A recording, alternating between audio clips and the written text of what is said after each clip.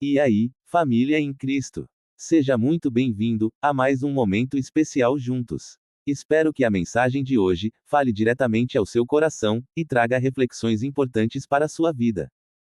Vinde e vede o chamado que transforma. O texto está no Evangelho de João, capítulo 1, versículos 35 a 39. A palavra de Deus diz assim: No dia seguinte, estava João outra vez na companhia de dois dos seus discípulos e, vendo Jesus passar, disse: Eis o Cordeiro de Deus. Os dois discípulos, ouvindo-o dizer isto, seguiram Jesus. E Jesus, voltando-se e vendo que o seguiam, disse-lhes: Que buscais? Disseram-lhe: Rabi, que quer dizer mestre, onde assistes? Respondeu-lhes: Vinde e vede.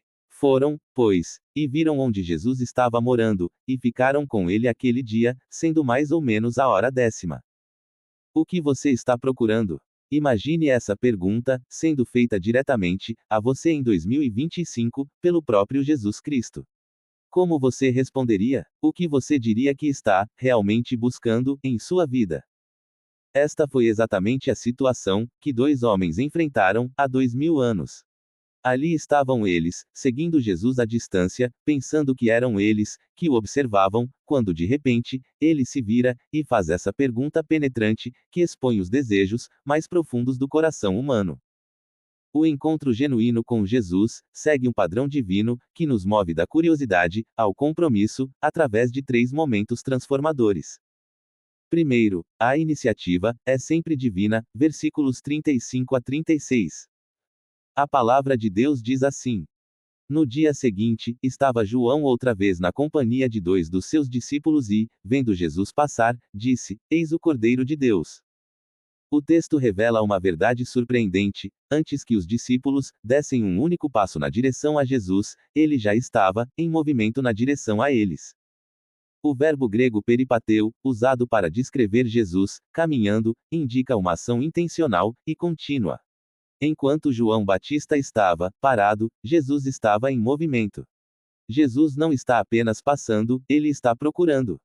Esta passagem reflete a verdade descrita na carta de 1 João, capítulo 4, versículo 19: Nós amamos, porque ele nos amou primeiro. Ilustra a realidade do Evangelho João, capítulo 15, versículo 16: Não fostes vós que me escolhestes, mas fui eu que vos escolhi. Aplicando o texto, nós podemos pensar que estamos aqui hoje, por acaso ou por escolha própria. Mas a verdade é que cada circunstância que nos trouxe até aqui foi cuidadosamente orquestrada por Deus. Aquela inquietação em nosso coração, aquele desejo por algo mais profundo, isso é Deus tomando a iniciativa em nossa vida. João só pode identificar Jesus porque o Espírito Santo já havia descido como pomba. Deus já havia revelado este sinal para João. É como na passagem de Pedro, quando Deus revela Jesus Cristo a ele: Tu és o Cristo, o Filho do Deus vivo. Então, Jesus lhe afirmou: Bem-aventurado és, Simão Barjonas, porque não foi carne e sangue que te revelaram, mas meu Pai, que está nos céus. Mateus capítulo 16, versículo 16. João cumpre seu papel profético ao dizer: Eis o Cordeiro de Deus. A partir daqui, João Batista, o último profeta do Antigo Testamento, sai de cena. Isso nos remete a Hebreus capítulo 1 versículos 1 e 2, havendo Deus, outrora, falado, muitas vezes, e de muitas maneiras, aos pais, pelos profetas, nestes últimos dias, nos fala pelo Filho, a quem constituiu herdeiro, de todas as coisas. Eis o Cordeiro de Deus, versículo 36, esta declaração, aparentemente simples, é de uma profundidade impressionante. Para os judeus que ouviam, a imagem do Cordeiro evocava imediatamente o Cordeiro Pascal do Êxodo, cujo sangue protegeu o povo. O Cordeiro do sacrifício diário no templo. O Cordeiro classificado em Isaías capítulo 53, que seria levado ao matadouro. Os sacrifícios de Abel, Abraão, e todo o sistema levítico. João Batista revela aqui uma compreensão profética. Identifica Jesus como o cumprimento de todas as tipologias do Et. Mostra que todos os sacrifícios anteriores apontaram para Cristo. Antecipa o papel sacrificial de Jesus. Demonstra que Jesus é a resposta de Deus para o pecado. Os discípulos seguem Jesus, versículo 37. A palavra de Deus diz assim: os 2 discípulos, ouvindo-o dizer isto, seguiram Jesus. Quando os discípulos tomaram a decisão de seguir Jesus, testemunhamos, não apenas uma simples mudança de direção, mas o início de uma jornada que transformaria completamente suas vidas. A transformação, que acontece quando encontramos Cristo, é como a metamorfose de uma lagarta em borboleta. A lagarta não apenas muda sua aparência externa, ela passa por uma transformação completa, que afeta sua natureza, seu propósito e sua capacidade. O que emerge é uma criatura totalmente nova, exatamente como Paulo escreve: se alguém está em Cristo, nova criatura é. O teólogo alemão, do século XVIII Johann Bengel, se refere a esse evento como a origem da Igreja cristã. Mas a iniciativa divina é apenas o começo da jornada. Segundo, Jesus sonda os corações, versículo 38. A palavra de Deus diz assim: e Jesus, voltando-se e vendo que o seguiam, disse-lhes: que buscais? Disseram-lhe: Rabi, que quer dizer mestre, onde assistes? Que buscais? É a primeira vez que Jesus fala no Evangelho de João, tornando esta pergunta especialmente significativa. Jesus não espera passivamente, mas se volta e inicia o diálogo ao ver os discípulos o seguindo. Jesus usa o que, não, quem, estabelecendo um questionamento sobre objetivos e motivações, independentemente do que buscavam, encontraram aquele que pode lhes dar respostas. Uma pergunta que ainda ecoa hoje. Esta é uma pergunta que precisa ser feita hoje aos cristãos. O que você está buscando ao se achegar a Jesus Cristo? Charles Spurgeon expande a pergunta de Jesus para torná-la uma oferta de todas as bênçãos que Jesus dá àqueles que o seguem. Você está buscando perdão? Você deve encontrá-lo em mim. Você está buscando paz? Eu lhe darei descanso. Você está buscando pureza? Tirarei o seu pecado, um novo coração lhe darei, e um espírito reto porei dentro de você. O que você está procurando? Algum lugar de descanso sólido para sua alma na terra, e uma gloriosa esperança para você no céu. O que quer que você procure, está aqui. Mas o encontro com Jesus não termina com uma simples pergunta. Terceiro, Jesus nos convida a uma experiência pessoal, versículo 39. A palavra de Deus diz assim: respondeu-lhes: vinde e vede. Foram, pois, e viram onde Jesus estava morando, e ficaram com ele aquele dia, sendo mais ou menos a hora 10ª. Vinde e vede, o convite pessoal de Jesus. O convite de Jesus para vir carrega significados profundos, que vão muito além do simples movimento físico. Este vir representa uma transformação completa na vida do discípulo, e implica múltiplas dimensões de mudança e compromisso. É significativo que mais tarde, neste mesmo Evangelho, Jesus dirá: eu sou o caminho, e a verdade, e a vida, ninguém vem ao Pai, senão por mim. João 14:6.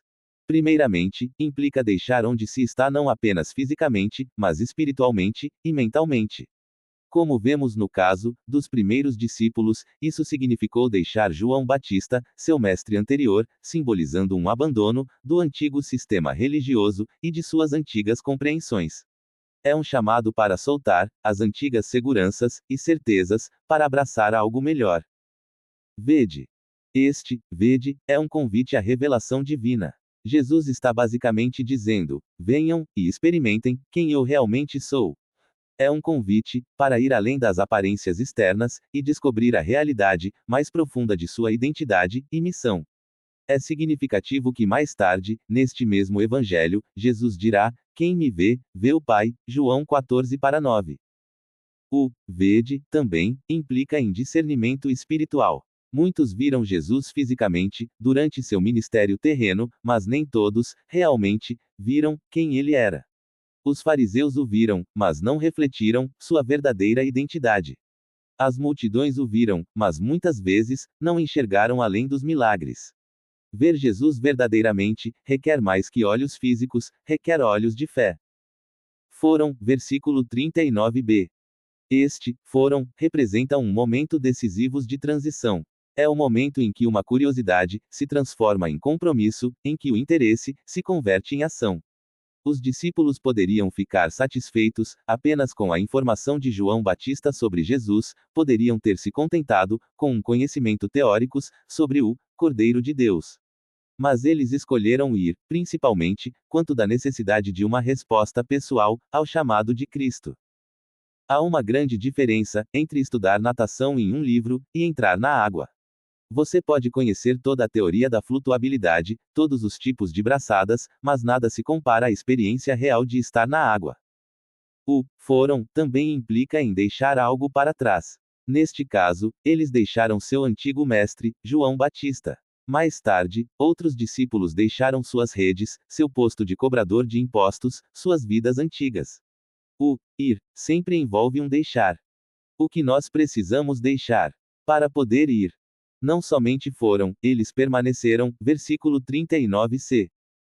Observe que o texto não nos diz o que Jesus ensinou naquele dia. Não sabemos que doutrinas foram discutidas, que verdades foram compartilhadas. O que sabemos é que eles permaneceram com ele. A palavra grega, usada aqui para ficaram, meno, é a mesma que Jesus usará mais tarde em João capítulo 15 quando fala sobre os ramos permanecendo na videira. É uma palavra que sugere continuidade, habitação, intimidade constante, que ensina que os verdadeiros crentes perseveram até o fim. Concluindo, o que você está procurando? Esta pergunta, feita há 2000 anos, aos primeiros discípulos, ecoa através do tempo, e ressoa em nossos corações hoje.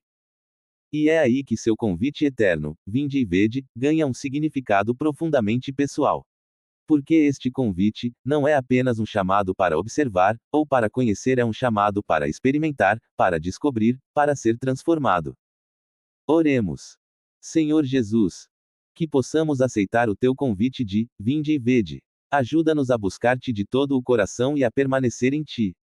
Transforma-nos à tua imagem, para que possamos refletir o teu amor e a tua verdade ao mundo. Em teu precioso nome oramos, amém. Que o Senhor continue abençoando sua caminhada. Até nosso próximo encontro. Em Cristo. Haroldo Pontes.